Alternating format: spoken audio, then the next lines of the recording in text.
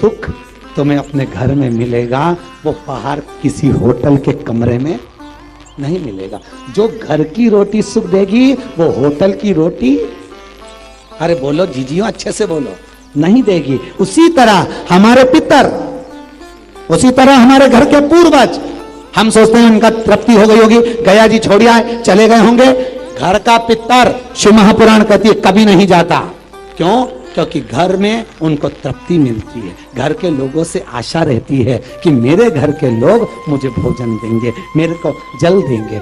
जब हम परिंदे के पास खड़े होकर पानी पीते हैं ना, तो हमारे पितरों को दोष लगता है। इसलिए शास्त्र की रीति कहती है कि बैठकर पानी पियो।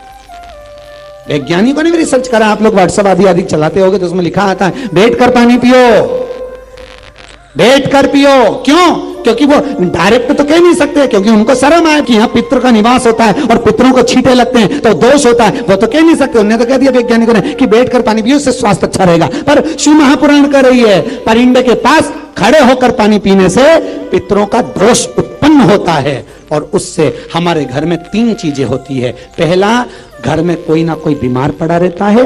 दूसरा, 1 रुपए कमाओ 100 रुपए खर्च होता है। तीसरा, घर में किसी ना किसी बात पर, एक कटोरी पड़ी उस पर, एक बेडशीट गिर गई उस पर, जरा जरा सी बात पे क्लेश उत्पन्न हो जाता है। समझ लेना, ये पितृदोष के 3 लक्षण परिंदे के पास पानी पीने से उत्पन्न हुए हैं। पितृदोष के शास्त्र रीति कर रही, शास्त्र वर्णन कर रहा है। और महाराज, हम सोचे कि हमारा कर्म हम कर रहे हैं वो ठीक कर रहे हैं, परंतु ये गलत। कर्म ठीक हो, और हम कई बार कथा में कहते हैं भगवान से नहीं डरना मत डरो, शास्त्रों से नहीं डरना मत डरो, वेद और पुराण से नहीं डरना मत डरो, संतों से नहीं डरना मत डरो, किसी तीर्थ और व्रत से नहीं डरना मत डरो, शिव महापुराण से नहीं डरना मत डरो। पर शिव पुराण कहती है किसी से मत डरना, पर अपने कर्म से जरूर डरना, क्योंकि कर्म का भोग तो परमात्मा को भी भोगना पड़ता है। एक बार भगवान राम ने छुपकर बाण मारा था, तो कृष्ण अवतार में जरा नाम के व्याग ने उनको छुपकर मार दिया। मारा कि नहीं मारा? सीता जी ने एक चिड़िया को पिंजरे में बंद कर रखा, तो सीता जी को भी पिंजरे में, अरे बोलो, जाना पड़ा। कर्म का भोग है, मनुष्य को भोगना पड़ता है, वो भोगना पड़ेगा।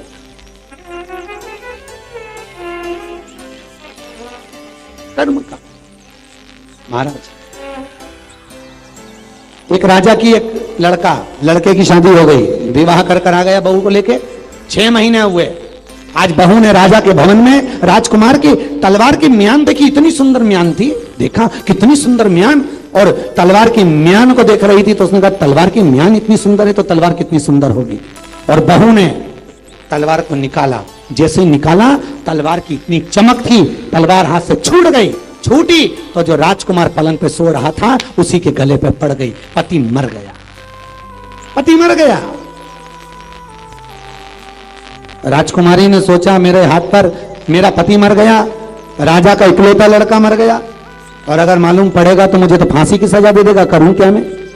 उस राजकुमारी ने उस पति के शव को उठाकर तुलसी जी के क्यारे के पीछे पटक दिया बगीचे में। किसके क्यारे के पीछे? तुलसा के क्यारे।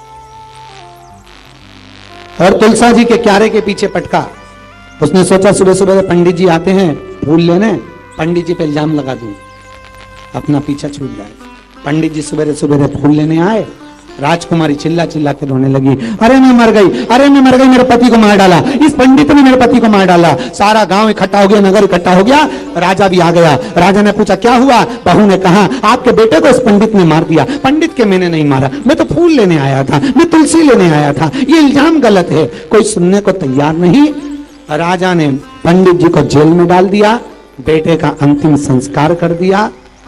अब पूरे सबूत उस पंडित के खिलाफ थे, इसलिए निर्णय दिया राजा ने, इस पंडित ने, मेरे को मालूम है इस पंडित को मैं लेकर आया था मंदिर के लिए, पर ये पंडित ऐसा नहीं कर सकता, पर सबूत इसके लिए है, सारे सबूत इसके खिलाफ हैं। इसलिए एक काम करो, इस पंडित का हाथ काट दो। एक पंडित का एक हाथ काट दिया। पंडित रोता हुआ मंदिर को छोड़कर अपने गांव गया। गांव से अपने गुरुजी के पास गया। गुरुदेव, आप बहुत बड़े ज्ञानी हो, मैंने कभी पाप नहीं करा, झूठ नहीं बोला, असत्य नहीं बोला, छल नहीं करा, कपट नहीं करा। मैं तो भगवान की मंदिर में सेवा करता था, तुलसी लेने गया था और मेरा हाथ कट गया, मेरे पर खून का इल्जाम लगा है। गुरुदेव, आप बताओ मैंने क्या करा? गुरुजी बोले, मैं तो कुछ नहीं बता सकता, एक काम कर, काशी में मणिकर्णिका के घाट पर मेरे गुरुजी रहते हैं, वो बड़े ज्ञानी हैं, वो बता देंगे, तू उनके पास। तो गुरुजी के पास गया। जैसे गुरुजी के पास गया तो गुरुजी तो थे नहीं, इसने दरवाजा बजाया। जैसे ही दरवाजा बजाया, बजाते से ही गुरुजी की पत्नी बाहर आई। इसने पूछ लिया, गुरुजी हैं? पत्नी धड़धड़ा कर बोली, हाँ, कहीं मर रहा होगा तेरा गुरु, कहीं जाके कहीं रो रहा होगा, इधर उधर गंगा नहाने गया होगा, खोल ला। जैसे ही पत्नी ने अपने पति को गालियां देना चालू करी, इतने में, गुरुजी कब आएंगे? आएगा शाम को मरकर कहीं से, जा उधर मिल लेना शाम को। जैसे ही पत्नी ने कहा वो चले गया। शाम को जैसे ही फिर आया, दरवाजा बजाया। अब पत्नी नहीं थी। गुरुजी ने दरवाजा खोला। गुरुजी, मैं आपसे मिलने आया था। आओ बेटा, आइए। गुरुजी, मैं अपने कर्म का लेख आपसे पूछने आया था कि मैंने कौन सा कर्म करा जो मेरा हाथ कट गया। पर गुरुजी, अपने कर्म का लेख तो मैं बाद में पूछूंगा। पहले गुरुजी, आप इतने बड़े विद्वान गुरु हो, आपने कौन सा कर्म करा जो आपको ऐसी मिली है? मैं सुबह आया था, इतनी गाली दे रही थी आपको, इतना अपशब्द कह रही थी आपको, आपने कौन सा कर्म करा गुरुजी, वो बता दो। गुरुजी बोले, मेरी जिंदगी में पहला कोई मिला जिसने मुझसे अपना कर्म पूछा। भाई क्या बताऊं, मेरा कर्म ऐसा है, मैं पूर्व समय में कौवा था और ये गधी थी। इस गधी के बजा ढो के बोझा ढो के इसकी पीठ पे घाव हो गया था। मैं कौवा इसकी पीठ पर बैठता और इसके घाव को, इसके फोड़े को खरोदता था अपनी चोंच से। ये उचक उचक कर भागती थी।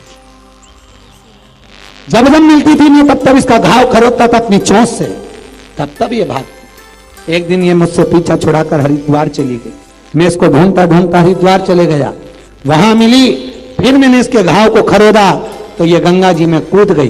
कूदते से ही मैं भी इसके साथ गंगा के पानी में मर गया। मैं मरा तो विद्वान पंडित बनकर पैदा हुआ और ये मेरी धर्म पत्नी बनकर पैदा हुई। पहले मैंने इसको चोंच से खरोदा था, अब ये अपनी चोंच से मुझे खरोद, अपनी चोंच। गुरुजी, ये तो आपका कर्म बताया, मेरा कर्म बताओ, मैंने कौन सा पाप करा जो मेरा हाथ कटा? मैंने कौन सा पाप करा? मैंने तो सत्कर्म करा था, पर मेरा हाथ क्यों कटा है? गुरुजी ने कहा, पूर्व समय में तू बहुत बड़ा सन्यासी, तपस्वी, साधक था, बहुत बड़ा संत था। वन में बैठकर तूने नियम लिया था कि सत्य बोलूंगा। बैठकर तो तप कर रहा था। वो कसाई तेरे पास आकर पूछा, तूने कहीं गाय को देखा है? तूने इशारा कर दिया, गाय उधर गई है। उतने में बस वो गाय को कसाई ने पकड़ा, काट दिया। जो गाय कटी वो बहू बनी और जो गाय काटने वाला कसाई था वो राजा का बेटा बना। और तूने हाथ का इशारा करा था, इसलिए तेरा कर्म का भोग तो मनुष्य को भोगना। अगर पत्नी गाली दे तो समझ लेना कर्म का भोग है। पति अपशब्द कह रहा है, कर्म का भोग है। बेटे ताने दे रहे हैं, कर्म का भोग है। अगर बच्चे गलत कहना है, कर्म का भोग है। कोई गाली भी दे तो कर्म का भोग है। अगर कुछ सत्संग सुनने को मिल रहा है, शिव महापुराण की कथा में गए हो तो यह भी कर्म का भोग है, कर्म का सुख है। अगर भगवान शंकर के मंदिर गए हो तो कर्म का सुख है। भगवान की सेवा कर रहे हो, कर्म का सुख है। पलंग पर बैठकर तड़प रहे हो, कर्म का भोग है। अगर दांत भी दुख रहा है तो कर्म का भोग है। घुटना दुख रहा है, कर्म का भोग है। और पीठ भी दुख रही है तो कर्म का भोग है। हर चीज में कर्म को देखो। अगर कोई ने गाली भी दी तो वो भी कर्म का भोग है। हमने उसको दी थी, उसने हमको दे दी। भोगना है, मनुष्य को भोगना पड़ेगा और भोगना पड़सी। भोगना, इसलिए शिव पुराण कर रहे। मत बूढ़े कर्म कर बंदे, वरना पछताएगा। भगवान की आंखों से तू बच नहीं पाएगा, तू बच नहीं पाएगा। अरे ओ अज्ञानी मत करना दानी। क्यों कर्म करे? एक माँ अपने बेटे को अगर 100 रुपए देकर कहती है जा सरफ की थैली लिया, जा बिस्कुट लिया, बेटा आता है तो हिसाब लेते कौन लेते? अरे बोलो तो कितने की सरफ की थैली आई, कितने का बिस्कुट आया? माँ 15 रुपए की सरफ की थैली, 5 रुपए का बिस्कुट, कितने हो गए? 20। ला बाकी के पैसे मुझे दे। माँ ने पैसे वापिस लिए। जब एक माँ अपने बेटे से 100 रुपए का हिसाब ले सकती है तो वो परमात्मा भी 100 साल का हिसाब तो लेगा कि बचपन कहां गंवाया, जवानी कहां निकाल दी, अधेड़ी कहां गई, बुढ़ापा कहां गया। एक एक श्वास दी थी और कहा था नांदेड़ में रायल गुरु कथा करा रहा है, अरे निकल के चली जाना, फिर भी नहीं गई। आपके घर में छोटे से ठाकुर जी हैं, आपके घर में छोटा सा कन्हैया है, और छोटे से कन्हैया जो पुराने समय का है, उसको नेत्र भी लगाने की जरूरत नहीं है क्योंकि उसके नेत्र हैं। और मान लो तुमने इतना बड़ा कन्हैया ले लिया तो अरे बोलो तो जम के जरा, और उसका कोई एक नेत्र कहीं गिर गया, एक नेत्र कहीं चले गया, तो फिर दूसरा नेत्र लगाना पड़ेगा कि नहीं लगाना पड़ेगा? और अगर एक नेत्र पर रखोगे तो अच्छा लगेंगे कि ठाकुर जी? नहीं। तो नेत्र होना, जितनी बड़ी मूर्ति होती है, जितना बड़ा स्वरूप होता है, जितना बड़ा शिवलिंग होता है, जितनी बड़ी मूर्ति की स्थापना होती है, उतनी उसमें सेवा की और भाव की जरूरत पड़ती है।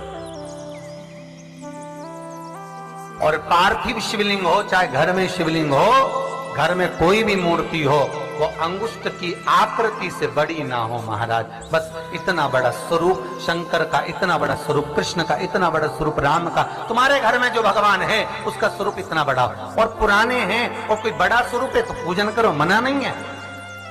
अगर पुराना स्वरूप रखा है तो उसको कहीं देकर नहीं आना, आपने को कहीं उनको ठंडा नहीं करना, उनका विसर्जन नहीं करना, रखा है अब सेवा करो।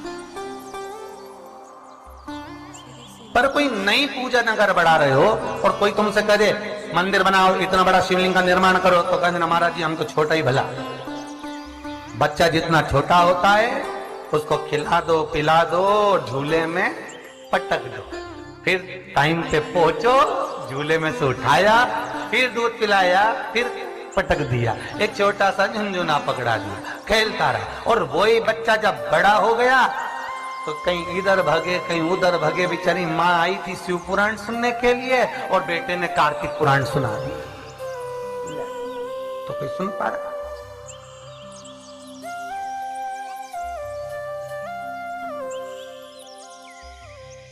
छोटा रहेगा उसकी सेवा।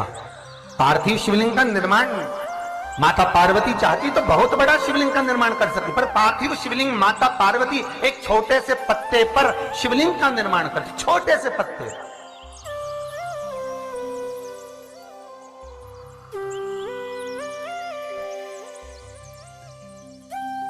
महाराज ध्यान दीजिएगा, एक स्कंद पुराण का एक बहुत सुंदर प्रसंग है। केल के पत्ते पर, बड़ के पत्ते पर, पीपल के पत्ते पर, बेलपत्री के पत्ते पर शिवलिंग के निर्माण का अलग अलग फल है महाराज, उसका स्मरण करिए जरा। महाराज केल के पत्ते पर, जब केल का जो पत्ता होता है उस केल के पत्ते पर जब कोई विशेष तीज की तिथि पड़े, कौन सी तिथि हो? तीज हो, जैसे हरतालिका तीज हो, कोई छोटी तीज, बड़ी तीज, और यदि आप तीज के दिन केल के पत्ते पर शिवलिंग का निर्माण कर कर उसकी पूजन अर्चना करते हैं, उसका स्मरण कर कर रात होने से पहले विसर्जन करते हैं, तो नारी की अखंड सौभाग्यता रहती है। दूसरा क्रम, बड़ के पत्ते पर जो शिवलिंग का निर्माण करा जाता है वो दोपहर के समय के बाद, जो समय 4 बजे से लेकर 6 बजे तक रहता है, बड़ के पत्ते पर उस शिवलिंग का निर्माण करा जाता है, छोटे से पार्थिव शिवलिंग का। ये काय के लिए होता है? तो कहा ये रोग मुक्ति के लिए होता है। कोई व्यक्ति बहुत रोगीला है और एक रोग के साथ उसके 4-4 रोग घिर रहे हो, मान लो उसको शुगर भी है, बीपी भी है, ये भी है, वो भी है, और उसको वो चीज, मान लो कोई व्यक्ति है उसका ऑपरेशन होने जा रहा है, एक सहज भाषा में लीजिए, और उसका बीपी ऊंचा नीचा हो रहा है, उसकी शुगर ऊपर नीचे हो रही है, तो क्या करना है अपन को? बड़का जो पत्ता होता है उस व्यक्ति से उस बड़के पत्ते के ऊपर शिवलिंग का निर्माण कराकर उसकी पूजन शाम को 4 बजे से लेकर 6 बजे के बीच में कराकर उसका विसर्जन कर दीजिए। फिर ना तो उसकी शुगर ऊपर जाएगी ना नीचे जाएगी, ना बीपी ऊंचा ना नीचा, उस व्यक्ति का आप आराम से ऑपरेशन करवा सकते। 24 घंटे के लिए उसके रोग को शिव अपने हाथ में ले लेता है। बड़का पत्ता महाराज, इसकी कोई तिथि नहीं है, इसका कोई समय नहीं, इसका कोई पल नहीं, इसकी कोई घड़ी नहीं। तीसरा, पीपल का पत्ता। पीपल का पत्ता, जो बच्चा गलत कर्म में डूब रहा हो, तुम्हें लग रहा है कि ये बालक गलत जगह जा रहा है, व्यसन में डूब रहा है, मदिरापान में, मांसाहार में, वेश्यावृत्ति में, या चिड़चिड़ प्रवृत्ति हो रही है, या इसकी मति भ्रष्ट हो रही है, गंदी जगह पर जा रहा है, तुम्हें लग रहा है ये लाइन से भटक रहा है, तो पीपल के पत्ते पर भगवान शिवलिंग का निर्माण कर कर उसकी पूजन अर्चना करी जाती है, और उसी बालक का नाम लेकर तब उसका स्मरण कर विसर्जन किया जाता है। ये सुबह 10 बजे से लेकर 12 बजे के बीच में हो। कोई भी तिथि, कोई भी दिन, कोई भी बात, कोई भी समय, कोई भी तिथि पर समय एक निश्चित है, सुबह 10 से 12। महाराज, चौथा क्रम कहा है? बेलपत्री के पत्ते की मध्य भाग। आप विचार करिएगा, बेलपत्री का पत्ता कोई इतना बड़ा तो होता नहीं। बेलपत्री का पत्ता होगा ज्यादा ज्यादा एक हथेली के बराबर होगा, और बड़ा होगा तो और ज्यादा बड़ा होगा पत्ता। तो बेलपत्री के मध्य भाग में, बेलपत्री के बीच वाले भाग में महाराज, जिसका व्यापार नहीं चलता, व्यवसाय नहीं चलता, कोई काम आज की जगह कल हो रहा है, कल की जगह परसों हो रहा है, और काम जरूरी में होना चाहिए, या व्यापार कुछ दिन चल के बंद हो गया, कोई नया लाइन पकड़ रहे हो, नया व्यापार करने जा रहे हो, नया कोई काम करने जा रहे हो, तो बेलपत्री के मध्य भाग पर शिवलिंग का निर्माण करा जाता है। आप विचार करिएगा, जब बेलपत्री का मध्य भाग कितना बड़ा होगा, और उस पर शिवलिंग बनाना तो एक छोटा सा शिवलिंग का